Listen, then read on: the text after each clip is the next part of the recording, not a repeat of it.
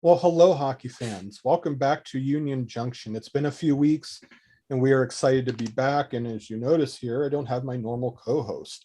I was able to somehow coerce our draft rankers, Matthew Zator, Peter Baracchini is our draft head this year, and Andrew Forbes. And all three of our rankers are joining us this week to talk not only about the Blue Jackets, but we're going to talk about the NHL Combine, and we're going to take our first look at the NHL Draft. With the Combine this week in Buffalo, players have already started the process of meeting with teams.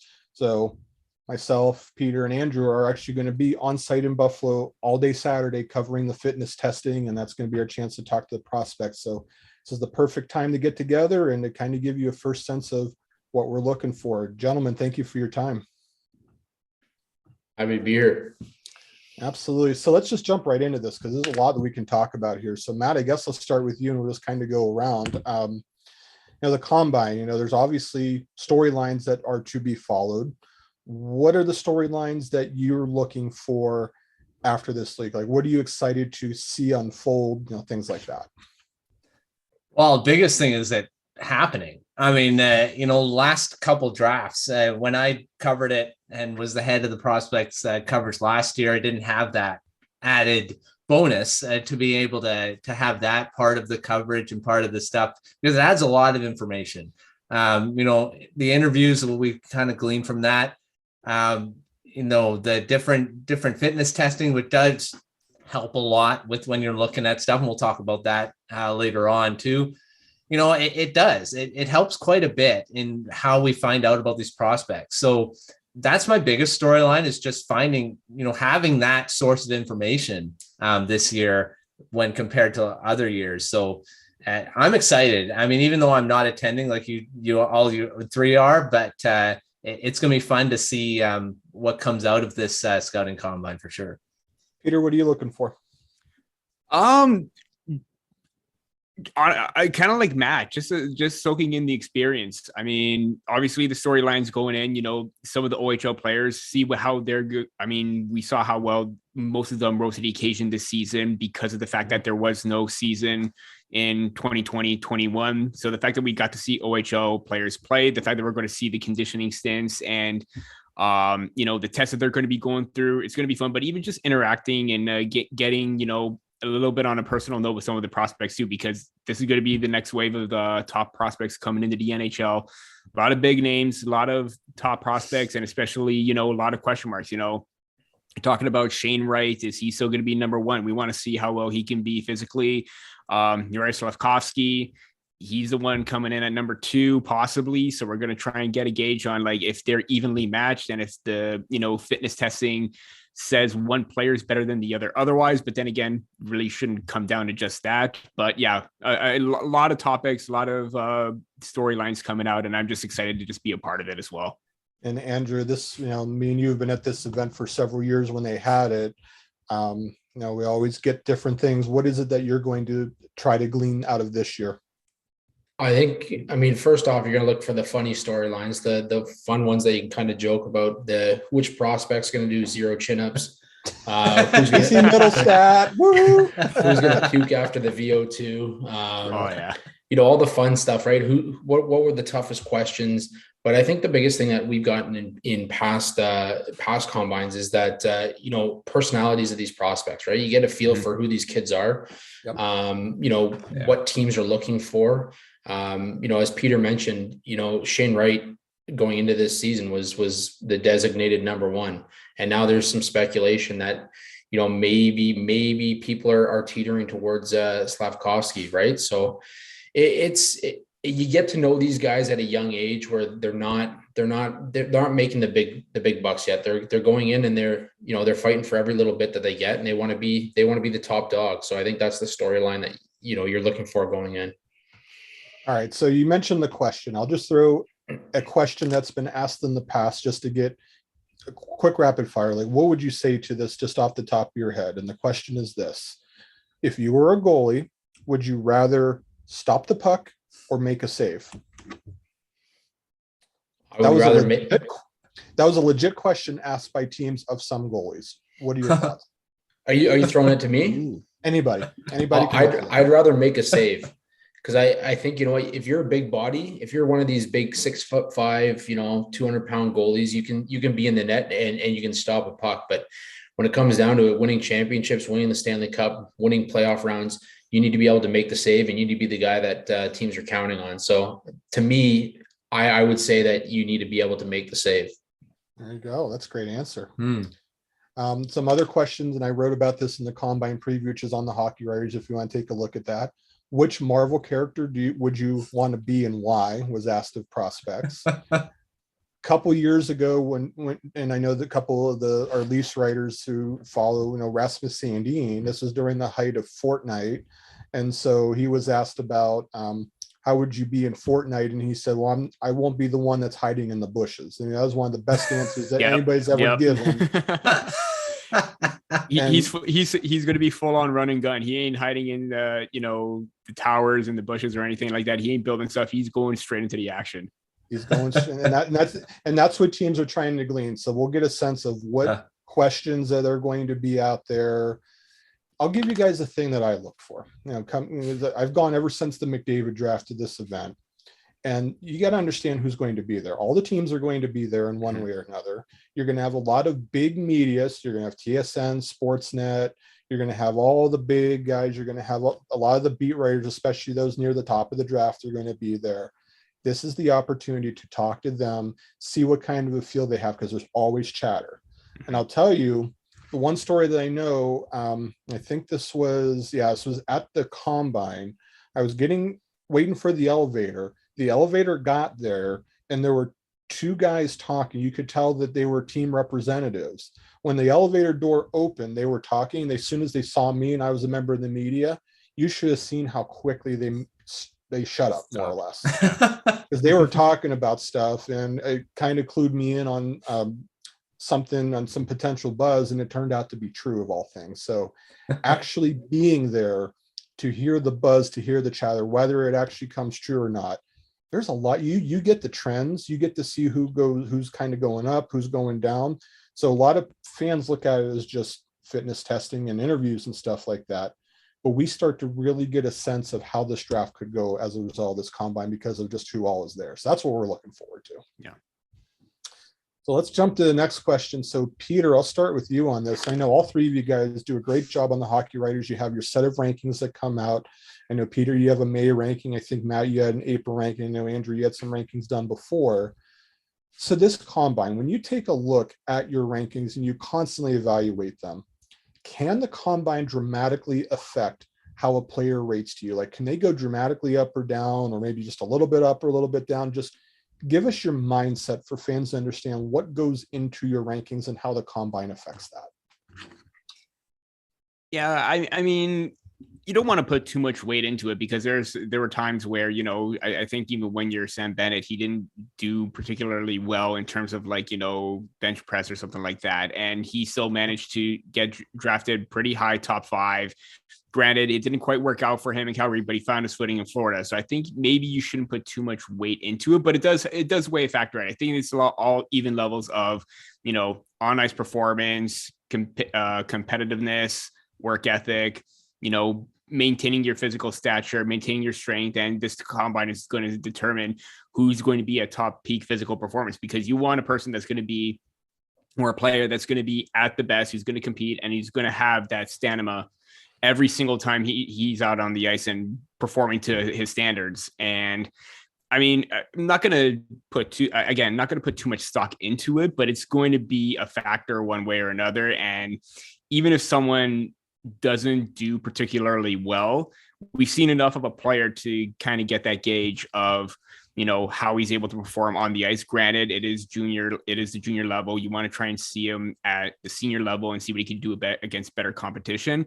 But that comes with the development, that comes with the mindset of the players, and the factor that they're going to be, focused and dialed in come draft day after they're selected. And then that's when the real work starts. Mm-hmm. Andrew, does this affect your rankings much at the end of the day? If you're talking about the top 20, I don't think it affects it that much. I think where it's going to affect is when you get into, bottom part of the first round, second round, third round, and, whatever kind of prospects you have, right? You mentioned 86 prospects are going to be there. So you're talking about middle of the third round. I think that's where you're going to see the major changes, if any. Again, I'm going to jump back to the personality. I think that's what makes the difference when you're talking about the actual, like the testing. Yep. It's not going to change it in a big way. What I think is the major part of this weekend or this whole week is the team interviews. Teams are getting to know the players. Players, can kind of get comfortable with some of the team, the management, understand what they're looking for. And, I think that's where teams are going to look back after an interview and say, he was maybe high on our list at first, but we're going to go back and look at it again because, that interview didn't go as expected. And give you the last word on this, Matt. Well, I'm on what Andrew's saying. Personality is huge, and character and all that stuff. It is massive when you get into the end at the higher levels, and that can get you going even if you don't have the highest strength in something else physically. Your personality and how you carry yourself in the dressing room, leadership, all that stuff can come through those interviews, right? So you get to know the person behind the player, and that's a huge thing in my opinion. So definitely on with that. And like I said, with the fitness testing, it does help, it does change a bit. I mean, you're seeing guys that maybe, are stronger than you thought. I mean, you see their size and, there's been taught, throughout the season that maybe they're not the strongest in certain areas. And now you see the fitness testing. Well, maybe they have some potential in that, in a certain area. So I think you can get things from both, but I definitely would rank a guy higher if you find out a bit more about his personality that you didn't find out throughout the season normally. Yeah, and I'll just say real quick, I think it matters when you have very similar players anywhere in the draft. So like if you're sitting there in Philadelphia's position and you have a choice between Juraj and Nemec, and you have an opportunity to interview both of them, and let's just say one comes out a whole heck of a lot better than the other, whether it be based on the interview, whether it be based on the fitness testing.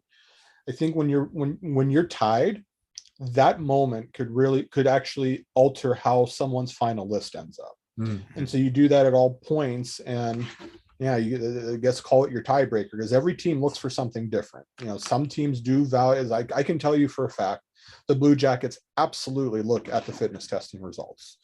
They actually have part of their team where it's their job to actually utilize that in doing their evaluations and coming up with their lists. And then they have other team players that do other things, such as, the leadership and the interviewing and things like that. But then they have their guys that actually go through and watch all the different fitness testing. So every team, it's real interesting to know like what makes a team tick, what they like to look for. And I do think for the teams, it certainly can break ties. And that's another thing to definitely look for when it comes to this. I want to go back to what Matt said a minute ago, because it's a good segue for the next thing. And Andrew, I'll start with you on this. And it's the heights and weights. It's something that we at the Hockey Writers do every time we've been at the Combine. Usually on Saturday night, we're able to drop them because we're right there. We have access to being able to see the heights and the weights as they go across. But at the end of the day, how important is that? We're talking about the size, everybody needs to add muscle and strength and different things like that. So if you see a prospect gain 10 pounds from what we know, or maybe they grew an inch or two, are we talking about that could be a dramatic difference if there's a significant change, or does it really not matter that much? I mean, where's the whole size argument come in here? I'll first say, like, in past years, I know you've done a great job of reporting that side of it. And I think it's important to do that because there is so much discrepancy on, like, if you go from elite prospects to, say the NHL website or what have you. But in that sense, I'm gonna kind of roll off of what you were saying about the Combine itself, and where it matters is maybe if there's a tie between two players in terms of their skill set and what they offer a team. Maybe some guy comes in at 6'5" versus a guy that comes in at 5'11", 180, and a guy 6'5", 210. Yeah, of course, size might make a difference. I think that's a lot of the size talk though has gone out the window. I mean, perfect example is a guy that you watched for years, Mark, in Alex DeBrincat, and yep. what he's been able to do at the NHL level is just unbelievable. Mitch Marner in Toronto, another guy that, certainly not the biggest guy on the ice, and it's all about puck possession, right? It is a different game, and that being said, you still need a little bit of size when you get to the playoffs, and I think teams do still look at that, but it's not nearly as important as it once was. Matt, what do you say about the whole heights and weights thing? And does that matter when it comes to your rankings or your view of players? Well, everyone knows that watches Prospect Corner that I love the undersized players that because they always seem to surprise people. And like Andrew said, it's not much of as big of a thing that teams kind of, there's still teams that love their size. They love the guys that are big 6'5" guys.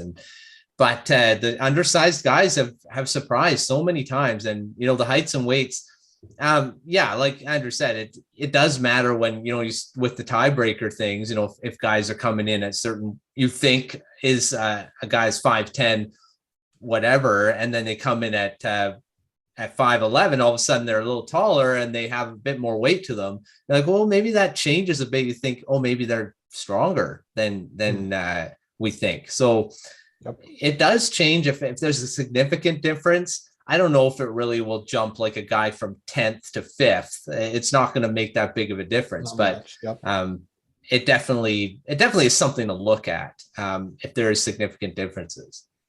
And Peter, give you the final word on the heights and weights. Yeah, I mean, just looking at Andrew already brought up Alex DeBrincat, but two other players that were probably smaller in their draft year that went, third round that are, NHL stars right now, and Braden Point and Jake Gensel.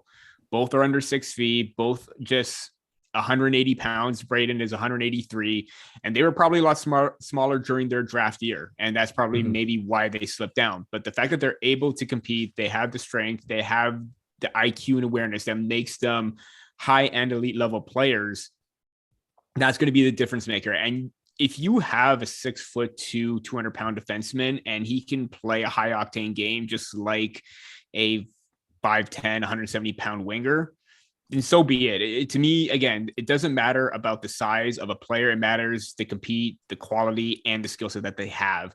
And not only that, the skating is always important. If they're able to keep up, if they're able to maintain the pace, that's going to be important, because we've seen in the past how 6'5" defenders pivot and get beaten out by guys much smaller than them that are 5'10", 5'11". So to be honest, it really shouldn't put too much stock into the whole weight aspect. I mean, before, I got into writing and scouting and everything like that. Like when I was a younger kid, obviously I'm like, oh, this guy's not going to make it because he's smaller. But then again, I was a young kid. I didn't know any better. But at the same time, as you grow, as you learn the game, as you see what's happening and you see the trends, it doesn't matter if you're 6'2", 5'11", 200 pounds, 180 pounds. If you can play the game at a high pace and quality game that teams are looking for the game right now, it shouldn't matter about the size or height. Yeah. Wait, sorry. Yeah. Understood. Now, agree with all that. The only thing I'll add to wrap this conversation up is I do think that it gives you a sense of the progress somebody has made. So you're not looking at it necessarily from they're not going to make it standpoint. These guys are great. They got something to bring to the table of the fact that they're at the combine. But I do like to know, because a lot of them, they admit themselves, I need to get stronger. I need to hit the gym. I need to do this. That at least gives some perspective. Like if they're listed as maybe 170 on all the sites that we see right now, they come into the combine, all of a sudden they're 180 pounds. Oh, hello, that's a 10-pound progression. So that's telling me you've put the work in. So the evidence is sitting there for us. And, might not be true in every case, but there are certain cases, like some of those undersized guys, if they put on 10 pounds of muscle, that's a hard worker. That's somebody that I probably want to have on my team. So another way to look at it. But before we go on to the last part of our show, we have a few more questions here. Remember, we talk about on Union Junction all the time, make sure that you sign up for the Morning Skate, morningskate.io. And these three can tell you is packed full of information delivered to your inbox every morning. Great way to wake up, grab a cup of coffee, open your email, read the Morning Skate. Really good stuff out there. Morningskate.io, also on the hockeywriters.com. Make sure you sign up today. So Matt, we're back to you here. Got a few more questions to go through, and the big debate seems to be Shane Wright, right? So this was dubbed to be his draft year. It was his draft, and he had the interview at the draft lottery. Seems like that the Montreal Canadiens are going to go that way, but now all of a sudden we got some rankers, out there that might say that Juraj Slafkovsky is the one that's going to be possibly going number one. So what I think it's safe to say that all three of you have Shane Wright number one still. But what are the reasons that because I think there's some fans out there that see Slafkovsky, in the performance they had, it's been really good. And they see that Shane Wright had a down season by what many expected him to be. What are the reasons that you pin on Wright's season? And, how concerned should anybody be? We've talked about this multiple times on different shows, and I've been asked the question quite a bit too. And you know what? I think Shane Wright, it's going to be interesting to see how he progresses next year. If he doesn't make it the NHL, right away, which I don't think he will. I don't think he should. Well, how he does in his next year in junior. He had a decent season. It's not like he had a bad season, but yeah, when you compare what Slafkovsky's done at an international level, what he did at the Olympics, what he did at the, under 18s and, at the World Championships just recently too, he's been amazing, and how mature he is. And you look at his size and you look at his skill. It's a big thing and that's why it's kind of pushed up. I thought Logan Cooley was going to be the guy that was going to push more on Shane Wright, but in the end, you look at the position that Wright plays, and centermen like him don't come along every day. And you draft a centerman, wingers you can get quite a bit, even at Slafkovsky's level. But I can definitely see why Slafkovsky's has pushed that first overall discussion so far, because he's been every bit as good as what a first overall pick could be. Now, Peter, what goes into your mindset when keeping Shane Wright on the top line? I think you just got to go back to his rookie season and the way that he played and led Canada as an underager at the U18s. It was tough to see him not have the start that he wanted, but he finished strong and he had 94 points. And what I saw in terms of his underlying numbers, he has the best primary points per game among players in the OHL, and even the best even strength primary points per game. And that's from pick 224. Great site, by the way. It's tough because you want to see him progress. You want to see him play better, but he had 94 points, and, McDavid had 99 in his sophomore season. And granted, McDavid is on a whole nother level. He's a generational player. He had 99 points, missed a few games as well with 56 games played. And Wright missed only about 5, and he still had 94 points. And he dealt with a little bit of inconsistencies. I think it's a matter of teams just a mix of cluing in on how he plays versus how he used to play. Because when he entered the OHL, he was an absolutely offensive dynamo. And even at the U18s, he was just lights out good. So to say that he doesn't have the compete level, he doesn't have the attitude or whatever, it just doesn't make sense to me. Because you saw what he did in his rookie year. You saw what he did at the U18s. The fact that, this year you would have expected him to be a bit better, but then again, maybe not everyone was great as we thought we would hope they would be because of a miss season, because they're still trying to find their footing. I still think Shane Wright has that ability to be number one in an impactful center.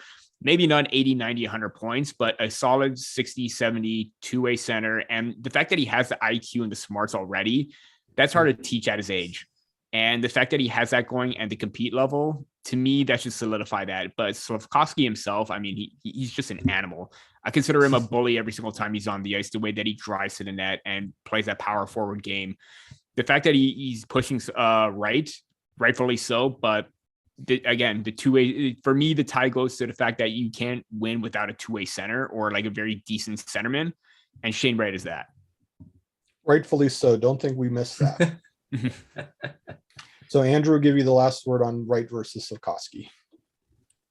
So first I'll say I would love if Montreal decided to go with Slafkovsky, because I think it creates a conversation that we'll be having 10 years down the road. The whole Matthews line A debate that continues, even though Matthews has done what he's done, it's going to be a constant conversation. That said, I mean, I don't think there's any question that Wright goes first overall. To the points that these gentlemen made, as well as the fact that, Peter touched on a little bit, but there's been 2 seasons of OHL hockey that has not been normal. Mm-hmm. And it really, I mean, these athletes are creatures of habit. When you disrupt their habit, all of a sudden things change a little bit. So that's not taking anything away from Shane Wright's game. It's not saying that the competition has gotten better. It's the fact that, he needs to get his footing back under him. He needs to have that regularity. He needs to have that normalcy. And I think we're going to see a Shane Wright that comes out and is going to be a force at the NHL level. I mean, there's a reason why he is where he is, and it's his work ethic. It's his personality. It's what he brings to the dressing room and the ice surface on a nightly basis. And I think to doubt that just because of a slow start after 2 years of up and down pandemic hockey, I'm not buying it. I think if you don't take Wright first overall, you're going to be looking back and wondering why you didn't. Yeah, there was another cancellation this year for another 2 weeks when everything was shut down as well. So that probably affected everything even more. Absolutely. And I'll give you the lesson. So in McDavid's draft year, when every general manager and every scout was coming through Erie to watch him, we got to talk to Peter Chiarelli when he was the Oilers general manager at the time. And we flat out asked him the question, would there ever be a situation that you'd consider anyone other than McDavid number one? And he infamously said to us that we have not decided yet, blah, blah, blah. That's code for McDavid was always number one on his list. And unless, I think the same thing here, unless there's a real change of heart, I agree with all you guys. I think Wright still has to be number one. I get that some scouts, saw the recent performance and see the overall tools of Slafkovsky, but if you're Montreal, like Andrew said, and if you pass on him, boy, you got a lot of explaining to do in 10 years if he turns out to be everything that he's meant to be. So I feel bad for all the fans that pre-ordered or already got their Wright Habs jerseys, if that's the case. Oh my God. No refunds or exchanges, right? Is that's 2 for 2 now, right? There you go. Right. So Peter, we talked about some of the top guys. Now there's obviously going to be 86 prospects that are scheduled to be in Buffalo for this combine. Can you give us an example of a player or two that might have the most to gain at the combine? I want to say Rutger McGroarty, mainly because of the fact that, he was supposed to be, again, heading in even last year. I think he was visioned to be a top 15, top 10 even prospect. And even so, he's slowly fallen down the depth charts, and you saw what he was able to do. Maybe he wasn't the standout player that many thought he would be on the under or on the national development team. He goes in, dominates the U18s, and he still sort of trickled down the depth chart or like the rankings when, Logan Cooley is still number one, Cutter Gauthier and Isaac Howard, rightfully so because they deserve it, moved ahead of him. But the fact that he has the size, the speed, the strength, and everything like that, I think if we get to see more of that power and what he's able to do off the ice with this conditioning, I think this will benefit him well because he already has the tools to be a power forward. I mean, we already saw his release and what he was able to do at that tournament. It was just absolutely bonkers with the angles that he was shooting at and just absolutely lighting the lamp. I think that he has a really great chance to try and not necessarily move up on final rankings because they're already happening right now, but make a final impression on the scouts that, what happens on, or like the way that my performance on the ice maybe hasn't been great, I still can put in the work ethic off the ice. Andrew, is there a player or two that you kind of have your eye on as the most to gain? Yeah, and I took this guy in the mock draft over the Hockey Writers for Arizona, Bryce McConnell Barker. Yes. For me, like at the beginning of the season, I would have said he's a borderline first round pick. Like he's a guy that had the potential to be up there. again, I think disruptions in the season, not really getting his footing under him, consistency plagued him a little bit, but he's a guy that, I mean, he's coming from a London junior Knights organization that, has produced some pretty incredible NHL talents. I think he's a guy to watch. And I think, if again, it's going to come down to his interviews. I think the interviews are going to be what really allows him to kind of let people know who he is and what he can bring to a team. But he's a solid built kid. And he's got a lot of high end skill, and it's just going to come down to what he offers. I think the testing might be one, he'll be one player that the testing certainly helps. And give Matt the chance to say one or two players that you have your eye on that might have the most to gain. Well, I'm going to go with the Djurgården 4. Calle Odelius, Noah Osland, Liam Ogren, and Jonathan Lekaramäki, just because they, this will be the first time in North America being seen by all these scouts and being able to interview them. And, they're all guys that are going to probably be drafted in the first round. Odelius maybe the second, but these are all, and I'm going to throw in like all the European prospects, because the same thing. I mean, this will be the first time teams are going to be able to, not saying they haven't, talked around, the European scouts and stuff, but be able to talk them one-on-one and seeing what their personality is along with their skill.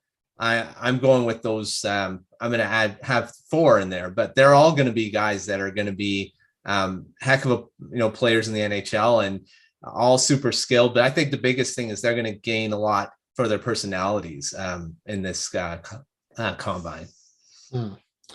And I will give a couple of names here, and I think you guys will obviously know the pattern here. So I'm going to say Brennan Ali. I'm going to say Jack Hughes. I'm going to say Sam Rinzel. Let's see if I go through the list here. Who else is falls on this pattern? Michael Fisher is another one. I've named high school players. And so the reason that I bring them up is because I'm always interested to see the guys that are not the OHL players, that are not the international players that play in some of the bigger leagues. I think these guys, especially, I think Rinzel's a very interesting player for me because he already has the NHL frame. And I know a couple of you have mentioned that he's kind of like Scott Morrow was last year.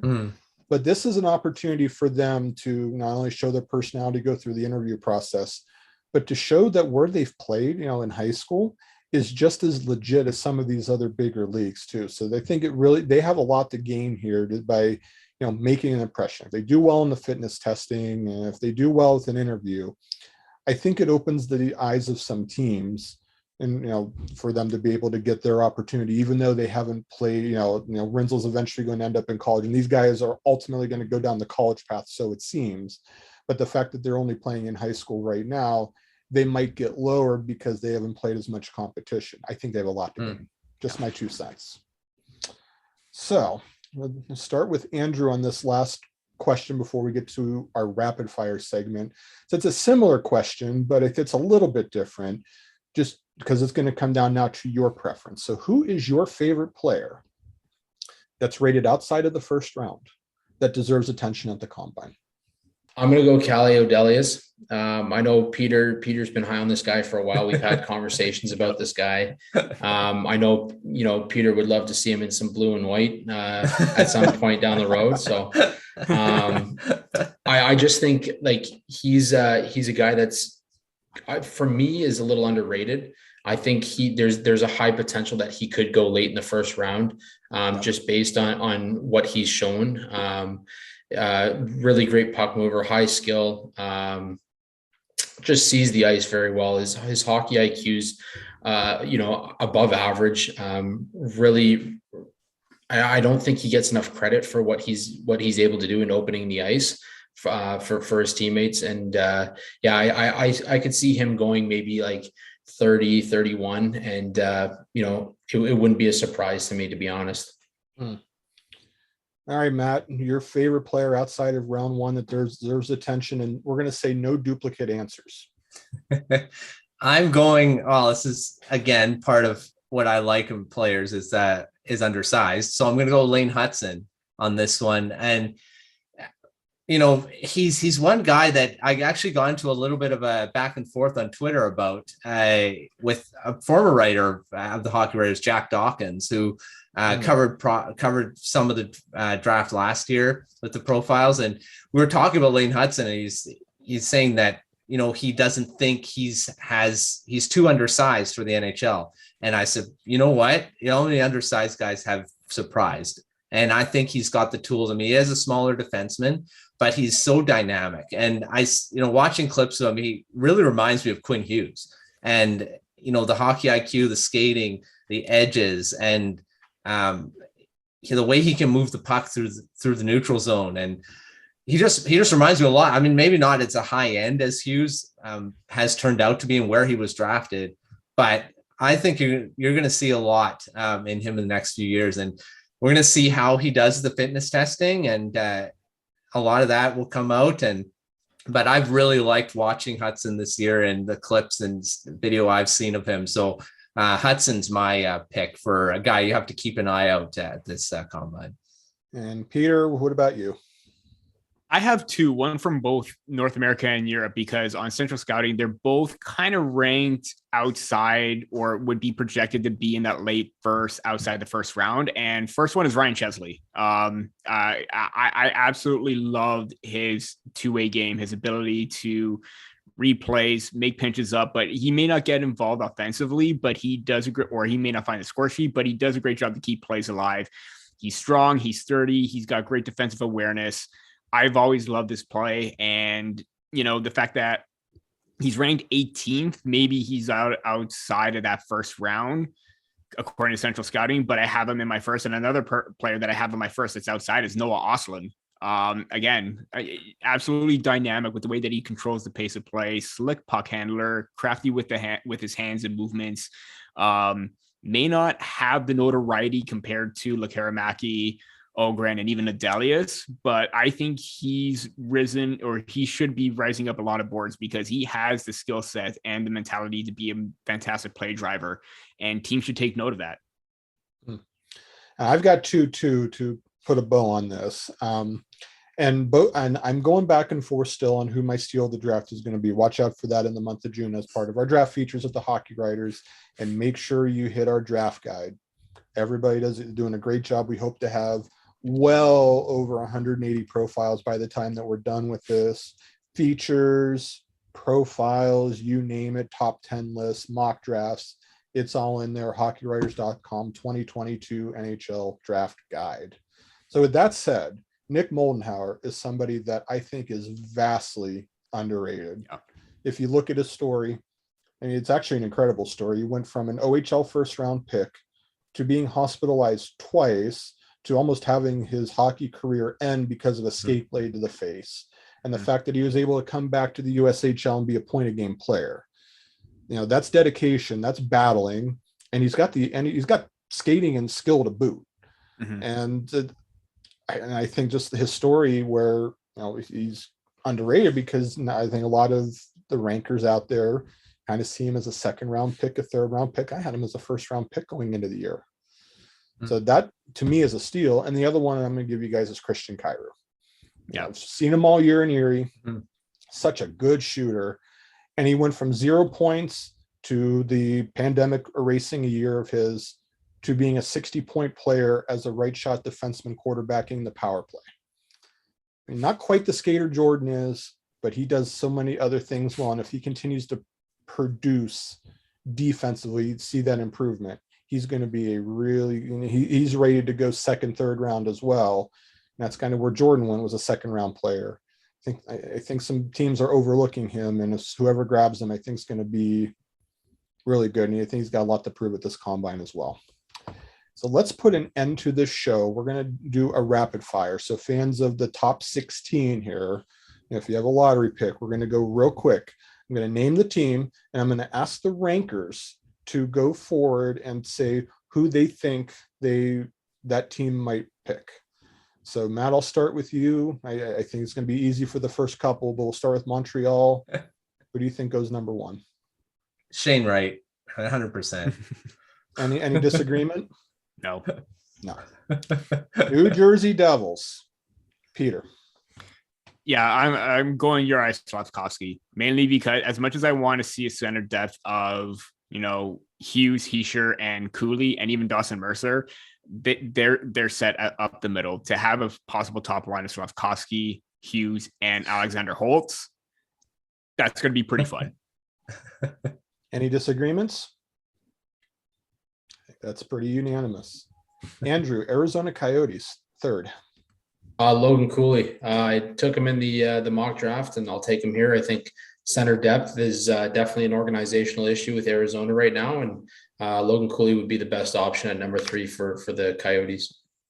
Any disagreement between Matt and Peter? No. So the Arizona Coyotes need centers, left wingers, right wingers, defensemen, goaltending, everything. So we pretty much agree that because it's Cooley, because he's a center, and that's kind of the preferred position, that's where you got to go. Mm-hmm. Yeah. That seems to make a lot of sense. Here's where I think things get real interesting. Seattle Kraken number 4, Matt. Simone Nemeth. I mean, you got to go the defenseman that's the best, and he's been the best for a while now in this draft. So, and the Kraken there's another team that needs a lot of stuff, and defense is definitely one of them. Right-hand shot. I mean, you can't go wrong with Nemeth here.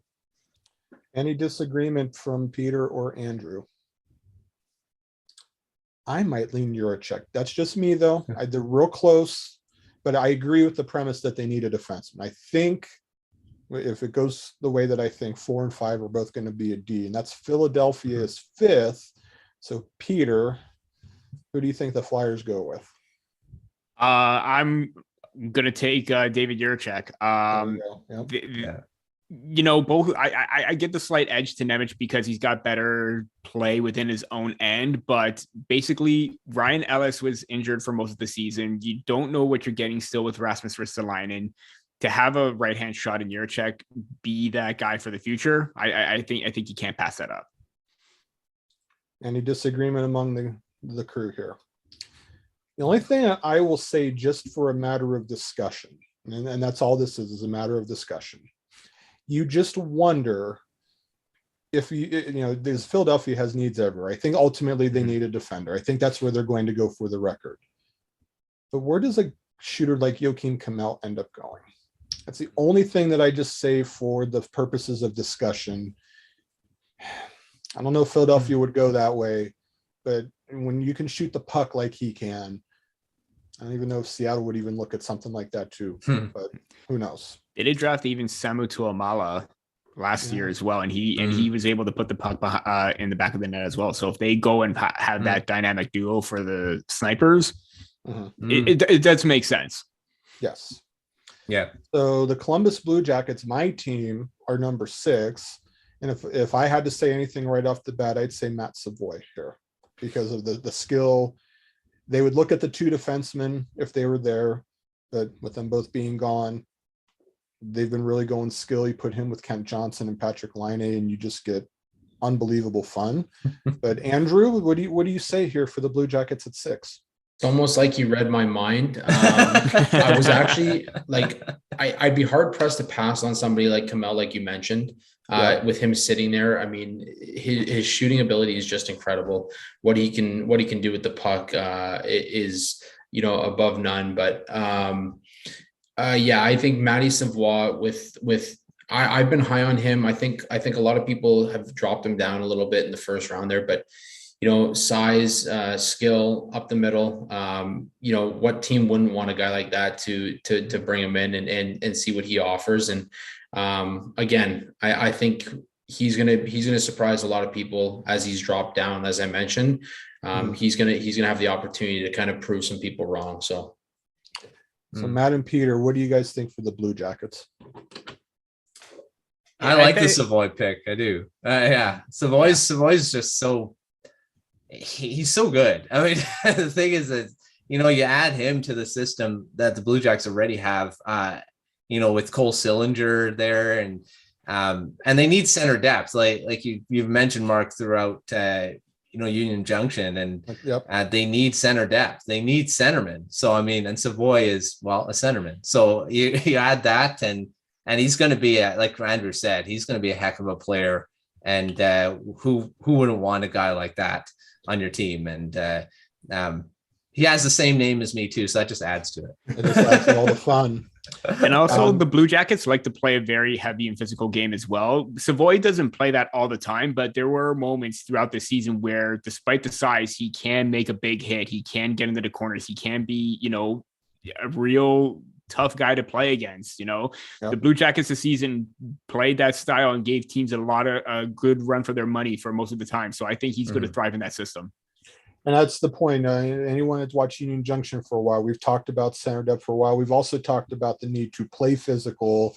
And it was a very young D last year.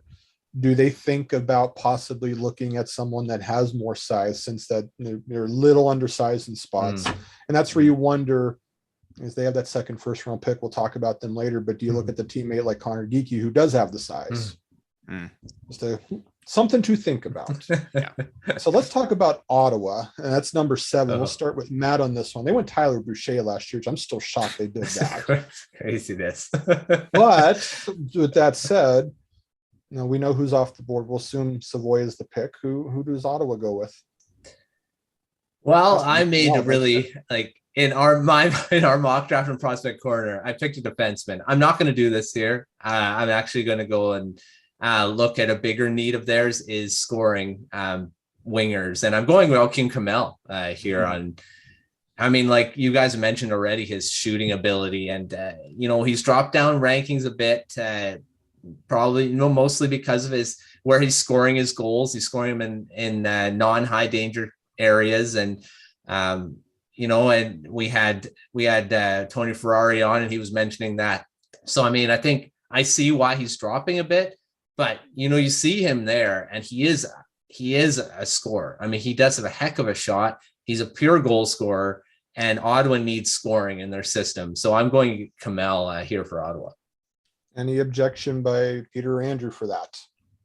No, they're pretty weak on the right side. So aside from Drake Batherson and Connor Brown, even like prospects that they have in the system, it's not really that appealing. So to have someone like Kamel there really solidifies that.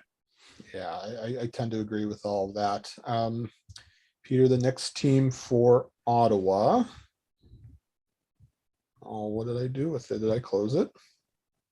I believe the next one is Detroit. It is Detroit. Yes. Yeah. Thank you for that. So go ahead. Who do you have for Detroit? See, I want to go with what Devin said in our mock draft. He took Marco Kasper, and that's a really surprising pick given what happened with Morris Seider. But I'm going to go a different route, and I'm going to surprise, and I'm going to say, well, not really surprise, but I'm going to say Brad Lambert. And here we go. I think that, he could play both center or wing. He's got a lot of potential, but then again, what he had this season, low production, playing on a bad team. He has the hands, the size, the speed, and the offensive awareness.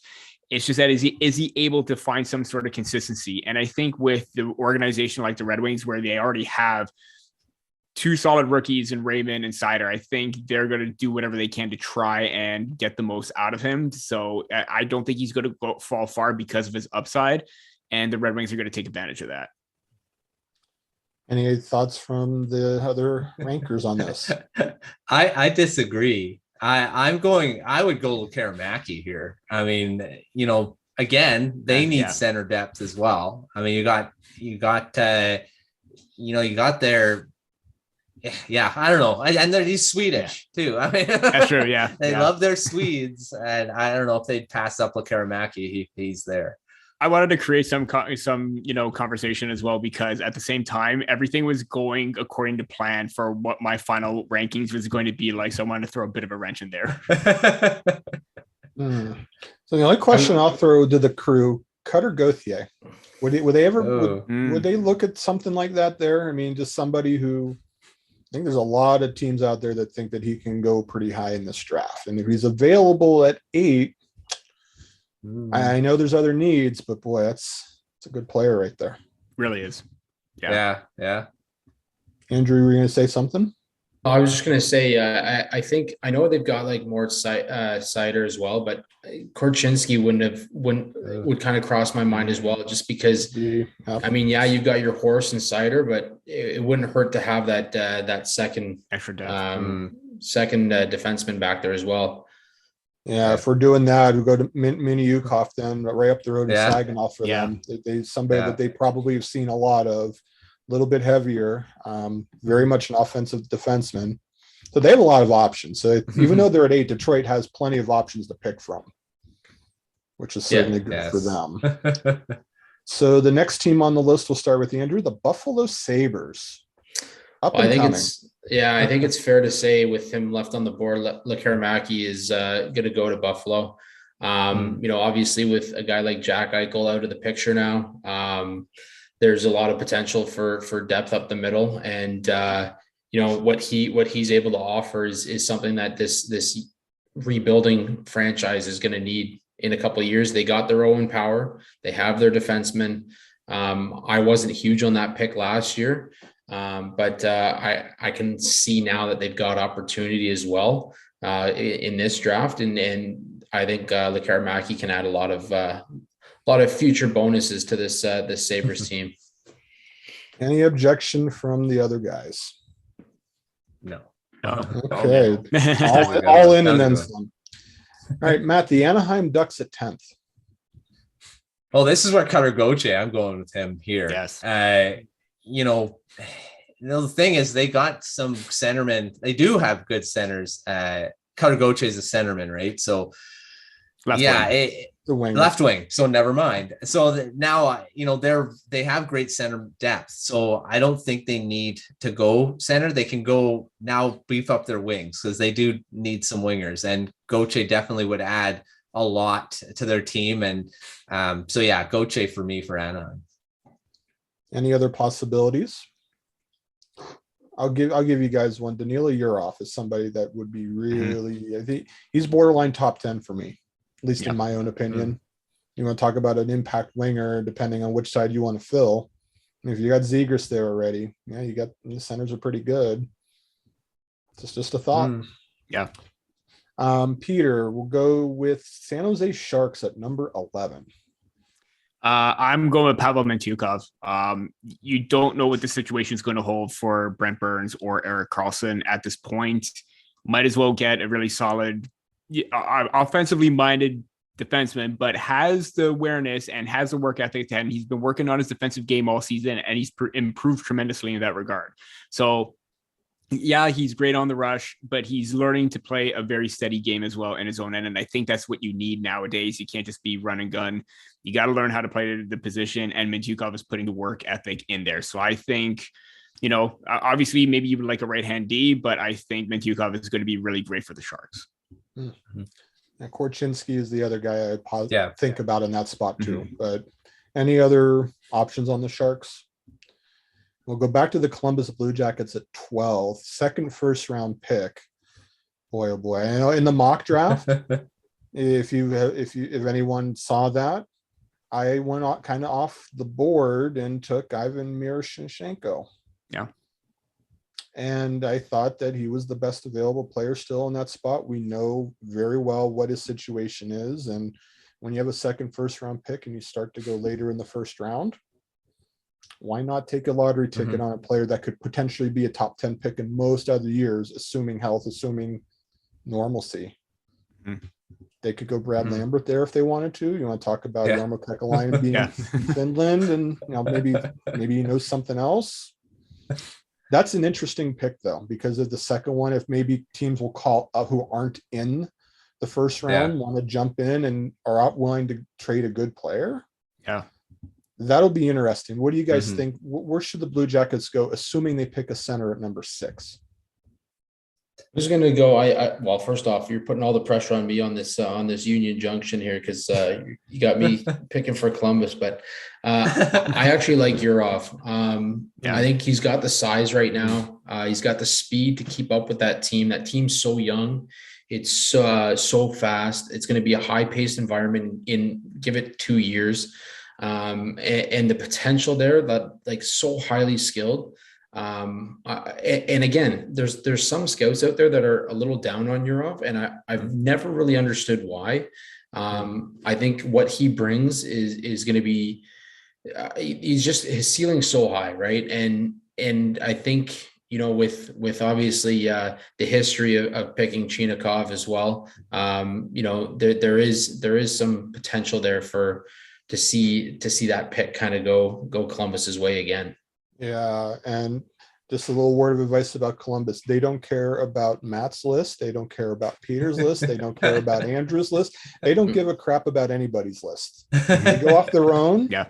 And they could pick somebody that we're not even talking about and completely within the range for them.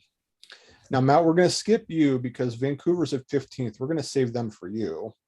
So, Peter, 13, we'll go to you for the New York Islanders. Yeah. I am going to go with Isaac Howard. Kind of similar play style, although I do Matt Barzal as a centerman, but he plays that quick style, that possession game, very tenacious, and he's just all over the ice. I mean, I think if you pair him up with Matt Barzal, you're going to not only going to have to worry about him, you're going to have to worry about Isaac Howard because he just uses every inch in the offensive zone. And, you know, the U18s was a perfect example with that, with his first game against Canada, and he just dominated, cutting to the middle of the ice, and that high danger area. That's where you want to be. And he's got the speed, he's got the drive, he's got the hands, and he's definitely got the shot to bury the puck. So if they want to go another route or want to go that route to add some more dynamic scoring, I'm going to pick Isaac Howard. All right, we'll quickly wrap it up here. Just two more. Andrew, 15, the Vancouver Canucks. I'm sorry. I Winnipeg Jets, 14. We're going to say Vancouver for Matt. I said that already. I'm going to go Liam Olgren. I just think I think again, great in the offensive zone. There's some unknownness with what's going to happen with Winnipeg. A couple of their centers, there's been talks about whether Scheifele wants to return. There's been talks about I can't even think of it. There's been just a lot of speculation around what's going to happen with the forwards in Winnipeg over the next year. So I think this gives them potential. This kid's 6'1", 187 pounds. Again, really high quality offensive instincts. He has some holes on the back end, but I think that's something that you can work on with his development. And I mean, you've got a pretty solid defensive core in Winnipeg that you should be able to focus more on trying to get some offensive input. And I think he's the perfect player to take at that point. All right, Matt. Now we're finally to the Vancouver Canucks. What say you at 15?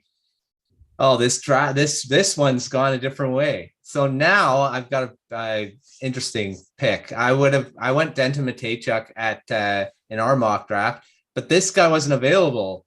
So I'm going Kevin Korchinski on this one for Vancouver because he's the more well-rounded defenseman. He's got offensive upside. He's really good defensively. He is a left-hand shot. The Canucks need right-hand shots, although Mateychuk's not a right-hand shot either.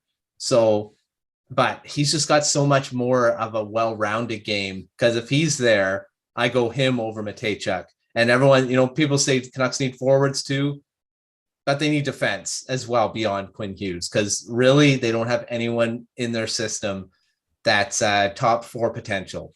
Jack Rathbone, maybe. I mean, he could definitely get there. But, if Korchinski's there at 15, the Canucks, I go Korchinski for sure. And the last team is Buffalo. And I think the interesting part now at 16, it's their second first-round pick. There's a lot of centers that are potentially available there. I haven't heard Connor Geeky's name yet. Luca Del Belluz, who plays in Mississauga in the OHL. Owen Beck's another one, teammate. David Goyette is somebody who jumped up big time in the final rankings on Central Scouting. Frank Nazar is somebody a little bit further down that I think that a lot in the scouting world believe in him. Rucker McGordy's a winger, somebody that, Peter mentioned earlier, that could go a lot of different ways. Yeah. So by then it takes a big wild card. Yeah, this is definitely where things are going to get interesting. And that's why you fans should be watching the Combine, start to get some of the trends. And then, we're just a little more than a month away from the NHL draft. I cannot thank these three enough: Matt Zator, Peter Baracchini, and Andrew Forbes. They are our rankers at the Hockey Writers. Gentlemen, thank you very much for your time and joining us in Union Junction. We're going to do this next week. We're going to have a post-combine episode, and we're going to talk about takeaways. But for now, thank you so much for taking your time to join the show. Absolutely. Thanks, Mark. Yeah, and fans, next week, like I said, we'll be back here at Union Junction. We're going to do post-combine. We'll talk about all of our takeaways. Maybe we'll start to get some trends, and said a little more than a month away here from the actual NHL draft. So that Friday, you're going to see top prospects. We'll talk at the combine, and then all day Saturday, it's going to start 7:30, 8 o'clock in the morning, and it's going to go all the way through till the middle of the afternoon, where prospects are going to do their fitness testing. They're going to talk to the media, and we'll be there for every minute of it. So make sure you follow us. Meantime, thank you so much for your time. Enjoy your week, enjoy the playoffs, and we'll see you next time here on Union Junction.